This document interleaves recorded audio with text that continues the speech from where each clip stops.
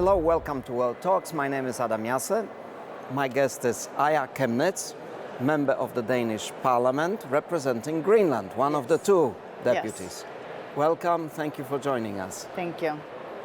So, has the Cold War returned to the Arctic? I think we see a spillover of the war in Ukraine, at least affecting everything that's going on in the Arctic. We can see it in the Arctic Council, we can see it at Arctic Parliamentarians, where I'm the chair, but we can also see it here. We also see the shutdown is actually in US is actually affecting the Arctic work right now. In what way? We don't have US representatives at the conference this year.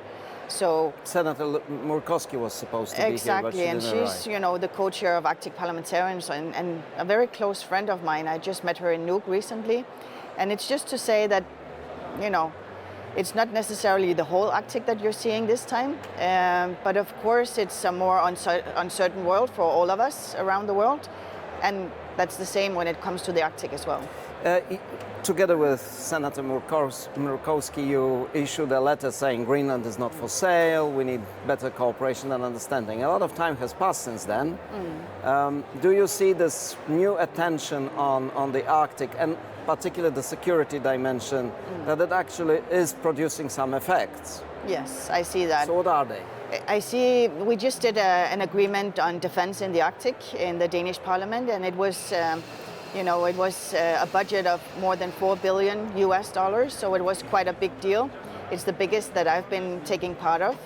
And of course, making sure that we have much more surveillance on what's going on, whether it's Russian submarines in the area around Greenland, Iceland and UK, the GeoGap, or whether it's, everything in the air or underwater. It's important for us to know much more about what's going on, but actually also if we see something that we don't like, or if quarters are being,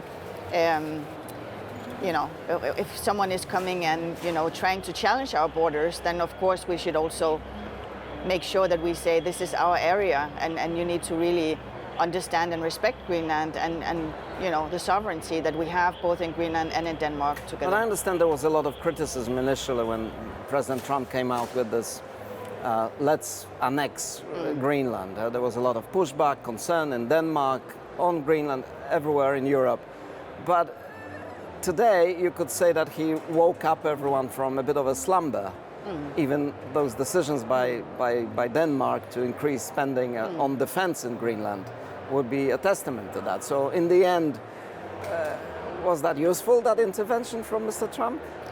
At least for now, it's been useful, you can say. It's been a wake-up call for many of my colleagues, in the Arctic, and also for my colleagues in Denmark, of course.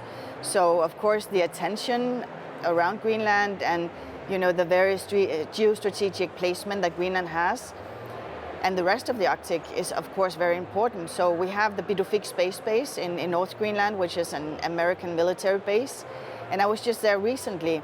And it's important for us to make sure that we have a good defense, that we have good collaboration. And I think it's also important to say that you cannot threat another country. We're part of the North American continent. And when US is threatening us or saying they would, not annex Greenland, this is really something that we don't see kindly upon on Greenland. Right. So, it was a wake-up call. And in terms of threat, have there been any instances, hard evidence that the Arctic is becoming the area, if you will, of Cold War proper, with hostile acts, the kind of which we have seen in the Baltic Sea? Or is it still an anticipated threat rather than some hard evidence of a threat? We don't see hard evidence, and when we have more surveillance, maybe we'll see evidence. But we need to make sure that we're prepared for anything. And I think in many ways, you could talk about low tension in better times. We can't necessarily talk about low tension. It's a goal for us, of course, but it's something that we need to work in order to make sure that, it's not becoming much more tense in the Arctic. And that's why I think conferences like the Arctic Circle is very important, because there we can talk with many different actors when it comes to the Arctic. But only a few years ago, you had Russia as part of this discussion as well. There was an attempt to bring everyone interested to the same table, more or less.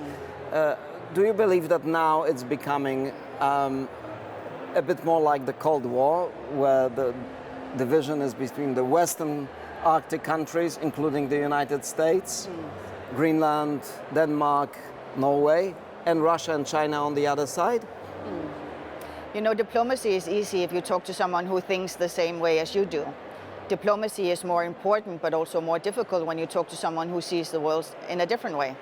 And therefore, I think dialogue and diplomacy is very important also when it comes to the Russians. You're very diplomatic, but do you see like Russia and China coordinating their activities in the Arctic in a way? But when we don't talk to them, when we don't have any kind of activities with them over time, it might also be knowledge that, you know, we don't have. And when we talk about security policy, you know, knowledge is power. And diplomacy is power, and it's really about trying to understand where is Russia, what is Russia's... Okay, so what messages do you want to convey, particularly to China? Because with Russia, you know, obviously for the reasons like war in Ukraine, this dialogue is harder. But when it comes to China, which is more ambivalent about this, what is the message from the Arctic countries on the western side? You know, the future of the Arctic is completely up to the Arctic states and to the countries in the Arctic. I think that's important to emphasize that, of course. But, you know, we're part of a globalized world. We have an open economy. You know, I don't necessarily see Chinese investments as the first one that we're looking at in Greenland. I think it's important for us to have a close and a good, much more equal relationship with Denmark, first and foremost, with the Nordic countries and also with EU. But we also say that, for example, US or China, you know, they can come in fourth or fifth place after that. So when it comes to very concrete projects, it could be on mineral extractions. But we're actually talking about this investments screening mechanism in Greenland right now, because we want to make sure that the kind of investments that we get from the outside, that it's really something that is, you know, in the interest of the Greenlandic people. So it will be a public interest test when it comes to foreign investment. It will be a way of looking especially on Chinese investments and looking at, you know, who is the companies behind them and so on. And I think this is, you know, I think it really requires that we use common sense, but we also realize that we're part of a globalized world and we want to continue that. And of course, we shouldn't say no to someone already now, but they should really understand and really respect the values that we have in Greenland, which is nothing about us without us. The future of Greenland is completely up to Greenland and the Greenlandic people. Oh, but the latest events seem to be going a little against that, because initially the sense was that Greenland was going inevitably towards independence. Even Denmark was admitting the possibility that in the next 20 years Greenland will become independent. But with this focus on the Arctic security and with President Trump, Denmark, NATO now being more involved, do you believe that this prospect of independence is being shelved until these tensions are resolved? There's no doubt that the dream and the goal of independence will always be there in Greenland. It's a long-term goal for us, and it has been for many of us for years. And I think in order to do that, you need to have much more business development. You need to have much more education of our young people. And I think that's, you know, leading us towards independence over time. I think it's also important to say that there's no vacuum. So if Greenland were to be independent too soon, without having the kind of economy or the business development that I was talking about, or the education of our own people. And security policy. If we don't have that, you know, in place, then it will be quite vulnerable for us. And therefore, I think it's about seeing things as a long-term goal and working towards that goal, but also to make sure that, you know, let's not do things too hastily. Let's make sure that we really, you know, use our common sense and really make smart decisions for the future already now. Is that a consensus now in Greenland, do you think? It's 80% of the voters are represented in the government that we have in Greenland right now, so I would say yes. It's a much more realistic approach to, you know, collaborating with other countries. But it's also a small window of opportunity that is actually closing day by day, because we'll have the election in Denmark in a year, in less than a year. And we know what we have. We know who is the Prime Minister of Denmark today.